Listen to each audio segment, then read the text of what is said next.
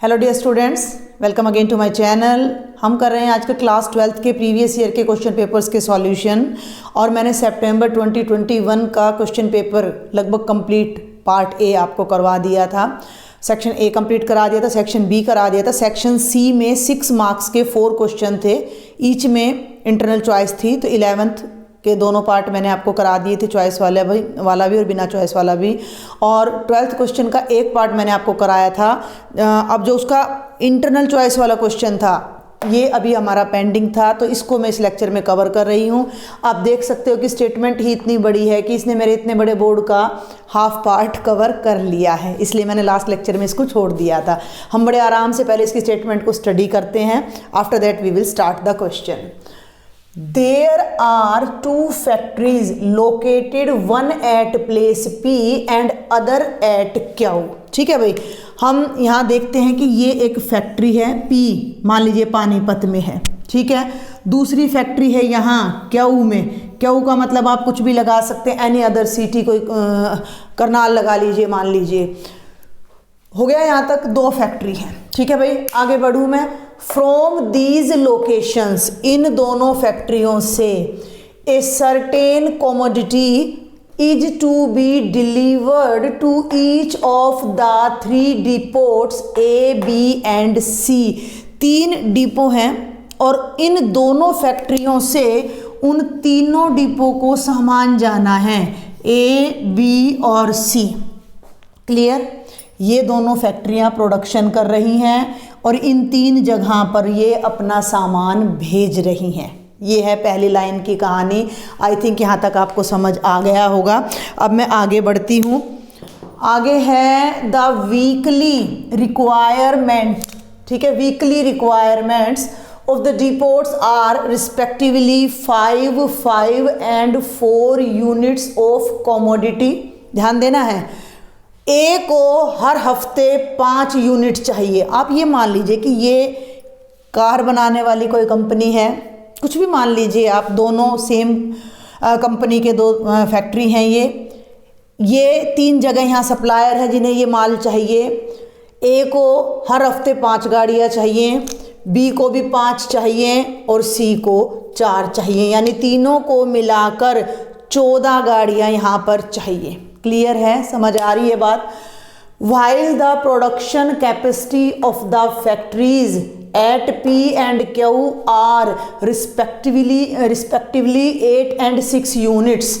P जो है वो ज़्यादा से ज़्यादा क्या बनाती ही 8 कमोडिटी है। मान लीजिए हम गाड़ी ही ले रहे हैं तो 8 गाड़ी बनाती है, और क्यू एक वीक में 6 गाड़ी बनाती है। अब आप ये ध्यान देना, दोनों मिलकर 14 गाड़ियाँ बना रही है और यहाँ भी 14 की रिक्वायरमेंट है, ठीक है। समझ आ गई बात? द कोस्ट ऑफ ट्रांसपोर्टेशन, पहले यहाँ तक आप एक बार फिर देख लीजिए। देखो मुझे तो सारा समझ आ रहा है, आपको थोड़ा टाइम लगेगा, तो इसलिए अगर 6 मार्क्स आपने लेने हैं तो LPP के एक क्वेश्चन की आपको प्रैक्टिस करनी पड़ेगी।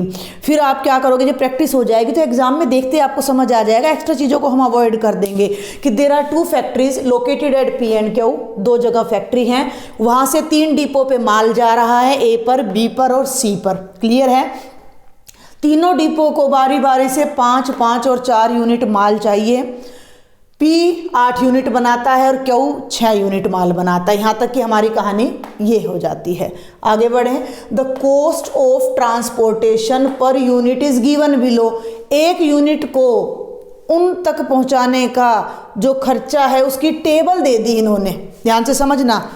From to, from means P यानी पानीपत से, मान लीजिए आप थोड़ा सा ये पीछे चला गया, यहाँ लिख देती हूँ मैं P और ये Q। P फैक्ट्री से अगर A तक माल जा रहा है तो 160 रुपये लग रहे हैं। ये देखो, P फैक्ट्री से B तक माल जा रहा है तो 100 रुपये लग रहे हैं। यहाँ से यहाँ तक जाने के 100 रुपये लग रहे हैं।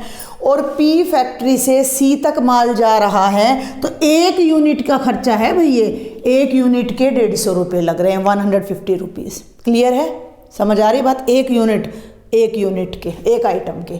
Q से A, B और C का जो खर्चा है वो 100, 120 और 100 है रिस्पेक्टिवली, यानी कि A तक अगर वो माल बेचता है तो 100 रुपीज़ पर यूनिट है बेटा जी, ये ध्यान रखिएगा। यहाँ से यहाँ तक भेजने का 120 रुपीज़ है। मैं रफली बता रही हूँ, अभी मैं सिर्फ आपको जस्ट स्टेटमेंट समझा रही हूँ, फिर हम इसको फेयर में सॉल्व करेंगे। ठीक है, आगे बढ़ूँ। How many units should be transported. ये देखो क्वेश्चन इस तरह से था कि ये सारा था, उसके नीचे ये टेबल थी और ये सारी स्टेटमेंट यहाँ टेबल के नीचे थी, लेकिन अगर मैं यहाँ लिख देती तो पूरा बोर्ड कवर हो जाता। तो अब हम इस पार्ट को पढ़ रहे हैं, इस वाले पार्ट को ध्यान देना है। How many units should be transported from each factory to each depot. हर फैक्ट्री से हर डिपो को कितना माल जाना चाहिए, ध्यान देना है। In order that transportation cost is minimum, transportation का खर्चा कम से कम हो, आने जाने का जो सामान पहुंचाना है वो खर्चा कम से कम होना चाहिए। Formulate the problem as a linear programming problem, यानी LPP से आपको इसको फॉर्मुलेट करना है, इसको सॉल्व करना है। स्टेटमेंट समझ आ गई? क्योंकि मैं क्वेश्चन स्टार्ट करने के लिए मैं ये स्टेटमेंट पूरी यहाँ से डिलीट इरेज करूँगी, सिर्फ ये टेबल यहाँ छोड़ूंगी मैं। तो आपको अगर नहीं समझ आ रही है तो आप इसको नोट कर लीजिए। क्लियर? मैं फिर से वर्बली बता रही हूँ, 2 फैक्ट्री हैं, 3 जगह वो माल पहुंचा रहे हैं ABC में। क्लियर है? पहली फैक्ट्री 8 यूनिट बनाती है, दूसरी फैक्ट्री 6 यूनिट बनाती है। जब तक ये चीज़ मेंटली यहाँ पर माइंड में बिल्कुल याद नहीं हो जाएगी ना, तब तक मज़ा नहीं आता है सॉल्व करने में ना, और फिर फटाफट आपका हाथ चलेगा। तो 8 और 6 तीनों डिपो को कितना कितना माल चाहिए? 5, 5 और 4 यूनिट चाहिए। ठीक है, खर्चे की टेबल आपके सामने है, उसको हम यहीं रखेंगे। ठीक है, उसके बाद हमें ये बताना है कि हर फैक्ट्री से, दोनों फैक्ट्री से तीनों डिपो पर कितना माल सप्लाई किया जाए। कि भाई अब ये भी सोचेगा कि मैं अब इसको 5 यूनिट चाहिए, तो सोच रहा है मैं P से ही 5 मंगा लूँ, नहीं, लेकिन खर्चा देखो 160 रुपये पड़ रहा है, जबकि उसको क्यू से खर्चा 100 रुपये पड़ रहा है। सब दिमाग लगाएंगे ना ये तो। भाई अगर वो 5 यूनिट P से ही मंगा लेता है तो 16 पंजे 80, 800 रुपये लग रहे हैं, और अगर वो 5 यूनिट क्यू से मंगा लेता है तो उसको 100 रुपये में पड़ रहा है। ठीक है, बात समझ आ रही है? लेकिन ये तीनों को भी भेज रहा है ना, तीनों को भी भेज रहा है। तो थोड़ा सा अब हमें यहाँ पर फोकस करना है कि ये तीनों को कितना भेजे और ये तीनों को कितना भेजे कि खर्चा कम से कम आए। दिस इज़ द LPP, जिसे अब हम सॉल्व करने जा रहे हैं। अब मैंने पूरी स्टेटमेंट को यहाँ से इरेज कर दिया है, और जो 2 मेन बातें थी वो हमने यहाँ नोट कर ली हैं। ये कॉस्ट की टेबल है और ये सारा मैंने आपको समझा दिया है। प्रॉब्लम क्या थी कि हर फैक्ट्री से A, B और C पर, ये P से और Q से A पर कितना माल जाए, B पर कितना जाए और C पर कितना जाए। यहीं करती हूँ पहले मैं, फिर मैं वहाँ लिखने जा रही हूँ। ये रफ है, फिर बता रही हूँ मैं। मान लिया P फैक्ट्री A को X आइटम सप्लाई करती है। 2 ही वेरिएबल हम लेकर चलेंगे, 2 से ज़्यादा वेरिएबल हम नहीं लेंगे। और ये फैक्ट्री B को Y आइटम सप्लाई करती है। ध्यान देना है, ये टोटल कितने आइटम प्रोड्यूस करती है? 8 में से X इसने A को दे दिए, तीनों को देना है, ये शर्त है कि दोनों फैक्ट्रियों से तीनों पे माल जा रहा है। ऐसा नहीं है कि वो तीसरी डिपो को कोई माल नहीं दे रहा। क्लियर है? तो X आइटम इसको दे दिए, Y इसको दे दिए, तो 8 में से बचे कितने? भाई X इसको दे दिए, Y इसको, तो टोटल हो गया X जमा Y। और 8 में से X जमा Y को घटा दो, तो 8 घटा X घटा Y आइटम ये इसको देगा। हम थोड़ी देर के लिए खर्चे को भूल जाएं, तो 8 घटा X घटा Y आइटम इसको देगा। क्लियर है? हमने क्या कहा कि P ने X आइटम A को दिए, Y आइटम B को दिए, ये कुल बनाता ही 8 आइटम हैं। तो 8 में से X भी घटा दिया, Y भी घटा दिया, जो बच गया, चाहे 1 बचो चाहे 4 बचो, वो C को दे दिया। क्लियर है? अब ये A कितना लेगा Q से? सोचने वाली बात है। A को कितने आइटम चाहिए? 5। समझना, 5 में से X आइटम इसने यहाँ से ले लिए, तो बचे कितने? 5 माइनस X आइटम वो इससे लेगा। बहुत ध्यान से समझना है। P ने B को Y आइटम दे दिए, Y कार तो इसने दे दी, इसको भी 5 कारें चाहिए, तो बाकी की कार वो इससे ले लेगा, 5 माइनस Y। भाई तुम Y को 2 मान लो, 2 कार इसने दे दी, तो 5 घटा 2, 3 कार वो इससे लेगा ना। P ने A को 3 कारें दे दी, तो 5 घटा 3, 2 कार वो यहाँ से लेगा ना, वो तो अपनी जो रिक्वायरमेंट उसको कंप्लीट करेगा। And at last at last अब हमें यहाँ पर आ जाना है कि इसके पास टोटल कितनी कारें थी, 6 में से यहाँ दे दी 5 माइनस एक्स, यहाँ दे दी 5 माइनस वाई, तो यहाँ देने के लिए कितनी बची, तो वो कितने आइटम होंगे 6 माइनस जितने आइटम पहली कंपनी ए को दे दिए यानी 5 माइनस एक्स प्लस जितने आइटम दूसरी कंपनी को दे दिए 5 माइनस वाई। 6 माइनस बाई 5 और 5 10 माइनस एक्स माइनस वाई, ध्यान देना भैया अब आप माइनस खोलेंगे तो 6 minus 10 plus x plus y, ये बन गया एक्स प्लस वाई माइनस 4, तो यहाँ आ जाएगा एक्स प्लस वाई माइनस 4। फिर हम इनकी कोस्ट डिफाइन करेंगे। तो अब हम ये सारी बातें यहाँ लिखेंगे, ये जस्ट मैंने आपको समझाने के लिए कि किस तरह से आपने आइडिया लेना है। ठीक है, स्टार्ट करते हैं। लेट पी एंड ना पी ही ले लीजिए केवल, लेट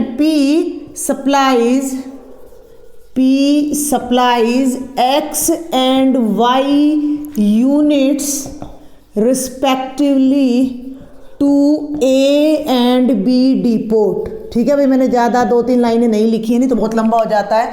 कि पी सप्लाई कर रहा है X and Y unit to A and B depot respectively, A को एक्स यूनिट दे रहा है, बी को वाई यूनिट। आपने इसका डायग्राम तो भाई यहाँ साथ साथ फेयर बनाना है, ये तो फेयर है नहीं, तो हम यहाँ साथ साथ पहले तो एक डायग्राम भी बना लेते हैं। ए बी और बेटा जी ये हो गया सी, ये फैक्ट्री को हम अलग ले लेते हैं पी, और यहाँ हम अलग ले लेते हैं क्या, पी ए को सप्लाई कर रहा है एक्स आइटम, पी बी को सप्लाई कर रहा है वाई आइटम, तो सी के लिए कितना बच गया। अब आप वो चीज़ को लिखेंगे, because P produce total 8 units, P produce total 8 units. भाई कुल 8 ही तो यूनिट बना रहा है, 8 में से x इसको दे दी, y इसको दे दी, तो बच कितनी गई, जो बची कुची है वो किसको देगा, वो C को देगा। तो अब हम यहाँ क्या लिखेंगे कि P supplies 8 minus x plus y units to C। तो ये हो जाएगा 8 माइनस एक्स माइनस वाई, यानी P से C को जो सप्लाई जाएगी वो जाएगी 8 माइनस एक्स माइनस वाई। अब एक बात आपने ध्यान रखनी है कि x भी पॉजिटिव होना चाहिए, यानी कम से कम 0 अदरवाइज ग्रेटर देन 0 आइटम्स जाने चाहिए। और तीसरा ये 8 माइनस एक्स माइनस वाई भी 0 से बड़ा होना चाहिए। x माइनस वाई को मैं राइट में ले जाऊं तो 8 is greater than equal to x plus y, या मैं कह सकती हूं कि x plus y is less than equal to 8। तो एक कंडीशन ये आ जाती है, एक हमारी ये आ जाती है। इनको हम ब्लॉक में रख रहे हैं ताकि हमें याद रहे। अब हम आगे बढ़ते हैं। आप यहाँ पर अपनी मेमोरी के लिए लिख सकते हो कि इसको 5 यूनिट्स चाहिए, इसको 5 चाहिए, इसको 4। इसका जो टोटल प्रोडक्शन है वो 8 है और इसका जो टोटल प्रोडक्शन है वो 6 है। अब ध्यान दें, ए को एक्स आइटम यहाँ से मिल चुके हैं, 5 आइटम उसको चाहिए, तो वो क्यू से कितने आइटम्स लेगा, क्यू से कितनी यूनिट्स लेगा, तो वो हो जाएंगी 5 माइनस एक्स। तो अब इस बात को आप कैसे लिखोगे, because A has weekly requirement of 5 units and x units are supplied from factory P. 5 unit उसको चाहिए, x यूनिट p से आ गई है, तो वो क्यू से कितनी यूनिट लेगा, तो Q will supply 5 minus x units to a। ठीक है भाई, वो उसको कितनी यूनिट देगा, 5 माइनस एक्स। बाकी डिटेल मत लिखना b के बारे में। सिमिलरली अब b को कितनी यूनिट्स चाहिए, 5। y यहाँ से मिल गई हैं तो वो q से कितनी लेगा, 5 माइनस वाई। तो सिमिलरली लिख दिया। क्लियर है कि इसी तरह से हमने दिमाग लगाया। Similarly q will supply 5 minus y units to b and c को कितनी सप्लाई करेगा वो भी अब हमें यहाँ लिखना है। एंड क्यू विल, अब क्यू 6 से ज़्यादा तो यूनिट बना नहीं रहा, तो 6 से ज़्यादा तो दे नहीं सकता, तो वो चीज़ अब आप यहाँ लिख के सॉल्व करोगे। 6 minus 5 minus x plus 5 minus y, यहीं सॉल्व कर लो। अभी हमने किया भी है इसको, तो 6 देखो 5 और 5 10, तो -10 प्लस एक्स माइनस वाई, और आप इसे ले X, yes minus minus plus Y, तो ये हो जाएगा x plus Y minus 4 units to C, units to C. तो आप यहाँ क्या लिखिएगा, आप यहाँ लिखेंगे x plus Y minus 4 units. Clear है यहाँ तक? अब यहाँ तक क्लियर है, तो अब हमें इनकी कॉस्ट और देखनी है कि कितनी कॉस्ट बनती है। एक बात और अभी बीच में रह गई है, x और y तो पॉजिटिव हैं, अब यहाँ एक बात और देखनी है कि क्यों इतने आइटम, क्यू जो है वो ए को इतने आइटम सप्लाई कर रहा है, तो सिंपल सी बात है कि 5 minus x greater than equal to 0 होना चाहिए। एक्स को राइट साइड में ले जाओ तो 5 greater than equal to x होना चाहिए, या एक्स 5 से लेस होना चाहिए। अब ये भी ग्रेटर देन इक्वल टू 0 होना चाहिए। भाई कंस्ट्रेंट्स तो यहीं से बनेंगे ना कि 5 minus y greater than equal to 0 होना चाहिए, यानी कि y must be less than equal to 5 होना चाहिए। And at last x plus Y minus 4 greater than equal to 0 होना चाहिए। तो यहाँ से एक और कंडीशन आ जाती है कि x plus y greater than equal to 4 होना चाहिए। यहाँ तक कहानी समझ आई आपको? P ने जो भी आइटम सप्लाई किए उनसे हमें ये 3 कंडीशन मिलती हैं कि x greater than equal to 0, y greater than equal to 0 and x plus y less than equal to 8। Q ने जो जितनी भी यूनिट सप्लाई की है उनसे हमें जो कंडीशन मिल रही है, x is less than equal to 5, यहाँ से आ रहा है x 0 से बड़ा है 5 से छोटा है, y 0 से बड़ा है 5 से छोटा है, x प्लस वाई 8 से छोटा है और x प्लस वाई 4 से बड़ा है। ये हमें कुछ कंस्ट्रेंट्स मिल गए हैं। क्लियर है? ये हमें कंस्ट्रेंट्स मिल गए हैं जिनके बेस पर हमें अब एलपीपी को सॉल्व करना है। किस लिए सॉल्व करना है कि हमारा जो कॉस्ट फंक्शन है वो मिनिमम आना चाहिए, जो हमारी लागत है वो कम से कम आनी चाहिए। तो अब हम लागत कैसे निकालें, अब हम इतनी डिटेल में नहीं करेंगे, हम उस टेबल को यूज़ करेंगे। और आप यहाँ चाहें तो मेंशन कर सकते हो कि भाई P से A पर जो कॉस्ट है वो 160 रुपीज़ पर यूनिट है, P से B पर जो कॉस्ट है वो 100 रुपये पर यूनिट है। बहुत आसान हो जाएगा, देखो कैसे, और ये है 150 रुपीज़ पर यूनिट। ये ग्राफ बड़ा सफाई से बनाना है आपने, इसी के मार्क्स लग जाएंगे आधे, तो आपको ये भी आधी चीज़ें भूल जाओगे लिखना, तो इसी से आपको मार्क्स मिल जाएंगे। क्यू से ए पर जो माल जा रहा है उसका खर्चा 100 रुपीज़ पर यूनिट है, क्यू से बी पर जो माल जा रहा है उसका खर्चा 120 रुपीज़ पर यूनिट है, और यहाँ जो माल आ रहा है उसका खर्चा 100 रुपीज़ पर यूनिट है। क्लियर यहाँ तक? अब देखो कितना आसान है। पी से ए पर 1 यूनिट जाने का खर्चा 160 रुपये है, तो x यूनिट जाने का खर्चा 160 एक्स हो जाएगा। भाई 1 यूनिट का खर्चा 160 है, 2 यूनिट भेजूंगी तो 320, 3 भेजेंगे तो 480, तो x यूनिट भेजेंगे तो 160 एक्स। तो अब आपको यहाँ पर सपोज करना है, फिर मैं ये पीछे का थोड़ा इरेज कर दूंगी बाद में, अभी हम यही ले लेते हैं। Let z be the cost function, let z be the cost function. भाई जो हमारा कॉस्ट फंक्शन है उसे हमने z मान लिया, तो z क्या आएगा। अब ये सब नहीं लिखना कि P से A पर 1 यूनिट का खर्चा 160 रुपये, तो x का कितना। हम बिल्कुल डायरेक्ट अब कॉस्ट फंक्शन बनाने जा रहे हैं, क्योंकि हमने टेबल यहाँ पर जो डायग्राम है ना बहुत नीटली बनाया है। 1 यूनिट का खर्चा 160 है, तो x यूनिट का खर्चा इन दोनों की मल्टीप्लाई कर दो, इन दोनों की मल्टीप्लाई कर दो 160x प्लस देखना 1 यूनिट का खर्चा 100 रुपीज़ है, तो y यूनिट का खर्चा 100y प्लस हो गया। ठीक है, 1 यूनिट का खर्चा 150 है, तो इतनी यूनिट्स का खर्चा, इस कंप्लीट टर्म को 150 से मल्टीप्लाई करने जा रहे हैं हम, तो 150 into 8 minus x minus y, मैं पूरा लेके चलती हूँ। अब 1 यूनिट का 100 रुपीज़ है, तो इतनी यूनिट का कितना हो जाएगा 100 into 5 minus x, plus 1 unit पर 120, तो ये हो जाएगा 120 into 5 minus y plus 100 into x plus Y minus 4। दोनों ही क्वेश्चंस बड़े विरले से दिए हैं इन्होंने, तो आप समझें 6 नंबर लेने हैं ना। देखो भाई ध्यान से, 160x प्लस 100y 15 8 120 होता है, तो ये 1200 माइनस 150x माइनस 150y। 150 को इन तीनों से मल्टीप्लाई कर दिया, 100 को इन दोनों से करूँगी तो ये बनेगा 500 माइनस 100x। आगे आ जाओ, 12 पंजे 60, 600 माइनस 120y, और 100 को इन तीनों से करेंगे तो 100x plus 100y minus 400। Collect कर लीजिए लाइक टर्म्स, जो कैंसिल होता है कैंसिल कर दीजिए। देखते हैं कुछ होता है, 100x प्लस का 100x माइनस का कैंसिल हो गया। एक और टर्म मुझे याद आ रही थी, शायद कैंसिल होती हो। 100y तो प्लस का है। लेट्स चेक x की टर्म्स देखते हैं हम पहले।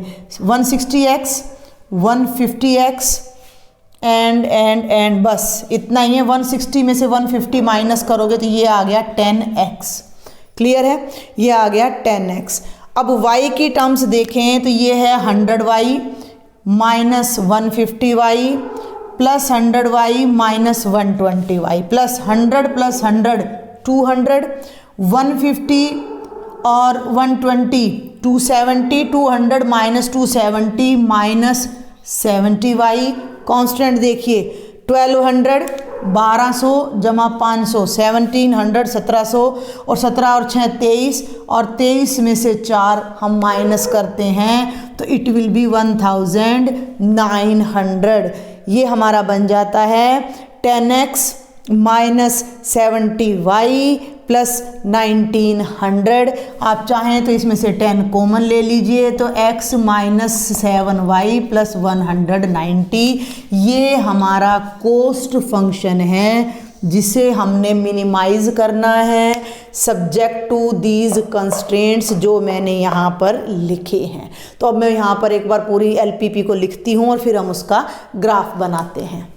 ये अब मैंने यहाँ एलपीपी लिख दी है। The required LPP is minimize Z, जो कि यहाँ आया था पीछे, subject to these constants x greater than equal to 0, y greater than equal to 0, x plus 5 y less than equal to 8, x less than equal to 5, y less than equal to 5, x plus y greater than equal to 4। Question पहले ही lengthy हो रहा है तो हम graph के लिए बहुत ज़्यादा डिटेल नहीं करेंगे, हम डायरेक्ट इसका यहाँ पर ग्राफ ही ड्रॉ कर देते हैं। ठीक है भाई, बीच में से भी आप वहाँ से काफ़ी चीज़ों को थोड़ा स्किप कर देना क्योंकि इतना लेंथी क्वेश्चन बहुत ज़्यादा टाइम आपका कंज्यूम कर जाएगा। x dash, this is y and this is y dash. तो ये तो हमें पता है, आप यहीं पर मेंशन कर सकते हो बिना किसी सॉल्यूशन के कि ये आपका क्या हो गया, फर्स्ट क्वाड्रेंट। ये फर्स्ट क्वाड्रेंट में हमारा आंसर आना चाहिए, तो ये तो स्किप हो गया। x plus y is less than equal to 8, इसके लिए हम डायरेक्ट सिर्फ क्या करते हैं कि इक्वेशन नंबर 3 क्या है हमारी, x plus y is less than equal to 8 है ना, तो यहाँ x y x0 y8 y0 x8। Simple 1 2 3 4 5 6 7 8 scale use करना है आपने। 1 2 3 4 5 6 7 8 और देखते हैं आगे तक तो नहीं जाएगा। तो ये एक पॉइंट ये है, एक पॉइंट ये है, लेस देन इक्वल टू है, तो हम यहाँ पर कंप्लीट लाइन ड्रॉ करने जा रहे हैं। ये हमारी फर्स्ट लाइन हो जाएगी। अब यहाँ हम रखेंगे 0 plus 0 is less than equal to 8, 0 is less than equal to 8 true है, तो हमारा जो सॉल्यूशन है वो ये हो जाएगा। सिंपल, आगे बढ़ूँ, इसको आप यहाँ डायरेक्ट लिख दीजिए कि x is less than equal to 5 क्या होगा, एक लाइन जो इधर y एक्सिस के पैरेलल है, 5 6 7 1 2 3 और ना भी लिखिए बहुत लंबा हो जाएगा, तो ये लाइन आप यहाँ डायरेक्ट दिखा दीजिए। ये लाइन है x इज इक्वल टू 5, तो x less than equal to 5 है तो इस तरफ आ जाएगा आपका, और y इज इक्वल टू 5 ये है आपका, ठीक है, y इज इक्वल टू 5 ये है, तो y is less than equal to 5। आप समझ पा रहे हैं ना मैं क्या कर रही हूँ। इसका मतलब है, पहले इसका मतलब है कि हमारा सॉल्यूशन वही कंसीडर करेंगे जो फर्स्ट क्वाड्रेंट में है। Got it. x plus y less than equal to 8 का मतलब मैंने वो टेबल बना दी, ये लाइन आ गई। अब इसमें 0 सेटिस्फाई कर रहा है तो डाउनवर्डेड पार्ट हमारा सॉल्यूशन होगा। x 5 से लेस है तो पहले हमने ली x इज इक्वल टू 5, इधर x 5 से बड़ा हो जाता है, इधर छोटा, तो ये आ जाएगा। ये लाइन हो गई y is equal to 5, y 5 से छोटा है तो डाउनवर्ड नीचे की तरफ आएंगे। And at last equation number 5 को जब हम लेते हैं x plus y greater than equal to 4, तो x 0 है तो y 4 है और y 0 है तो x 4 है, तो ये पॉइंट और है जिससे हम एक लाइन और अपनी यहाँ पर ड्रॉ करने जा रहे हैं। अब यहाँ ध्यान दें कि जब आप इसके अंदर 0 रखते हो तो ग्रेटर देन 4 आ जाता है, जो कि फॉल्स है। 0 4 से बड़ा नहीं होता, तो इस लाइन को 0 सेटिस्फाई नहीं कर रहा, तो 0 वाला पार्ट हमारा सॉल्यूशन नहीं है। जो अपवर्डेड पार्ट है वो हमारा सॉल्यूशन है। तो अब आप देखिए, इससे नीचे, इससे नीचे, इससे ऊपर, इससे इधर, क्लियर, समझ आ रही है? और इस लाइन से इधर, इस लाइन से नीचे, इससे नीचे और इससे ऊपर। तो हम क्लियरली यहाँ पर देख सकते हैं कि हमें ये एरिया, देखो मैं हाईलाइट करने जा रही हूँ उस एरिया को, हम उस एरिया को अब हाईलाइट करने जा रहे हैं। ये एरिया है हमारा जो कि रिक्वायर्ड एरिया है, और ये एक पेंटागन नहीं है भाई, पॉलीगन है। कितनी साइड्स हैं? 1 2 3 4 5 6 हेक्सागन है ये, ठीक है। तो अब ये क्योंकि क्लोज्ड एरिया आ गया है, तो लास्ट लेक्चर में भी मैंने एलपीपी कराई थी, उसमें अनबाउंडेड एरिया आ रहा था, तो अनबाउंडेड के लिए हमें क्रॉस चेक करना पड़ता है, लेकिन क्लोज्ड के लिए हमारे पास थ्योरम है कि किसी भी फंक्शन की मैक्सिमम या minimum value in boundary points पर ही लाई करती है।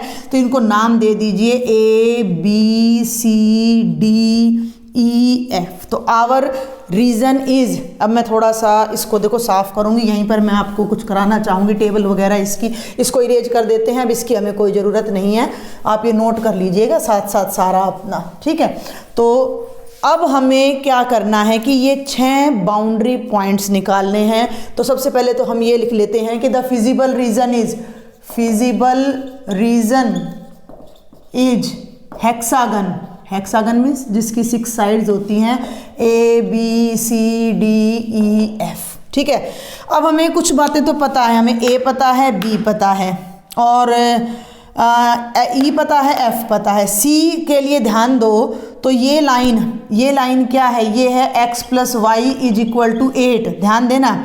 तो ये पॉइंट क्या है? 5 है, और x और y का जोड़ 8 है, तो ये कितना हो जाएगा? x 5 और y 3। सिंपल, कोई कैलकुलेशन करके मत दिखाना, बहुत लंबा हो जाएगा।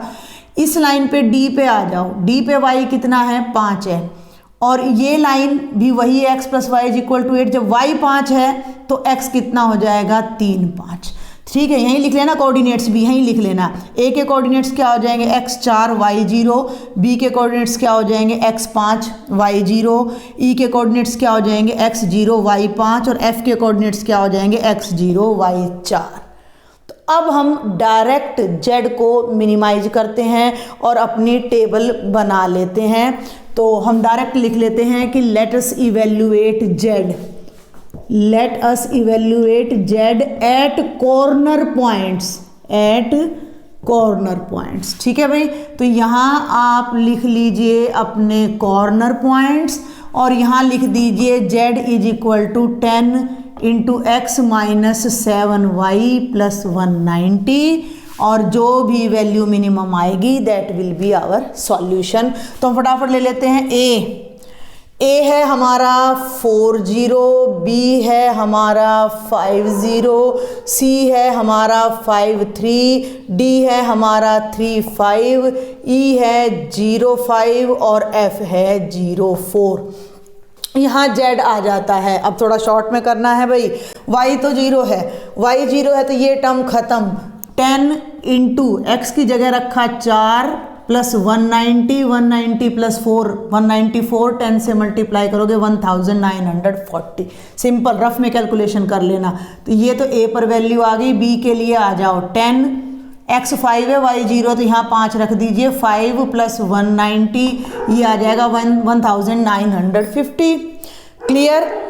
और तीसरा अब हमारा फिर आ जाता है 10 × x के प्लेस पर रख दिया 5, y के प्लेस पर 3 रखोगे तो 7 3 = 21 + 190, 195 में से 21 माइनस कर दीजिए तो 174 आएगा, और ये 1740 रुपये आपका एक्सपेंडिचर आ जाएगा। नेक्स्ट में x के प्लेस पर 3 रखना है, y के प्लेस पर 5, तो 5 7 = 35 + 190, 193 में से जब आप 35 माइनस करोगे 8 5 1, तो ये आ जाएगा 1580। एंड फिफ्थ पॉइंट है हमारा z, 10 × x के प्लेस पर 0, y के प्लेस पर 5, तो -35 + 190, 10 में से यहाँ देखें 5 और 8 - 3 5 1550 कैलकुलेशन आप कर सकते हो, इतनी कोई मुश्किल नहीं है। 10 x के प्लेस पर 0, y के प्लेस पर 4, तो -28 + 190, 10 में से 8 गए 2, 7 में से 2 गए 5 और ये 1520। अब देखिए इनमें सबसे कम एक्सपेंडिचर यही है जहां मैंने टिक किया है 1520। 15 50 15 80 17 40 19 50 19 40, तो ये है सबसे कम हमारा एक्सपेंडिचर जो कि है 1550। एक मिनट भाई, यस यहाँ मैंने रोंग कर दिया। 10 - 8 2 और 8 में से 2 गए 6 आ रहा है, ठीक है भाई 1620 आ रहा है। तो ये है हमारा मिनिमम एक्सपेंडिचर, मिनिमम ये है हमारा 1550 है, ये नहीं है, ये 1620 आना था। ठीक है, इतना लंबा क्वेश्चन हो जाता है। अब आप देख लीजिए कैसे अटेम्प्ट करोगे, तो प्रैक्टिस करें एलपीपी की अच्छे से। मेरे लेक्चर्स अगर आपको समझ आ रहे हैं तो आपने सब्सक्राइब जरूर करना है, ज़्यादा से ज़्यादा अपने फ्रेंड्स को, स्टूडेंट्स को शेयर करें। ठीक है भाई, और कोई प्रॉब्लम है तो आप कमेंट बॉक्स में लिखो, व्हाट्सएप ग्रुप ज्वाइन करो। तो ये हमारी मिनिमम वैल्यू ये आ जाती है 1550। तो मिनिमम कॉस्ट इज ₹1550 कब? जब x 0 है और y 5 है। x 0 का मतलब P company, P factory A को कुछ भी नहीं भेज रही, B को 5 आइटम भेज रही है और C को 3 आइटम भेज रही है, तो हमारी जो कॉस्ट आएगी वो मिनिमम आएगी। तो बेटा इसी के साथ आपका सितंबर 2021 के क्वेश्चन पेपर का A पार्ट पूरा फिनिश हो जाता है, लॉन्ग क्वेश्चन आंसर का। अब इसके MCQ ऑब्जेक्टिव पार्ट बच जाता है 40 मार्क्स का, जिसे हम नेक्स्ट लेक्चर में कवर करेंगे। तब तक आप इन क्वेश्चंस की प्रैक्टिस करें, डाउट शेयर करें and work hard. Thank you.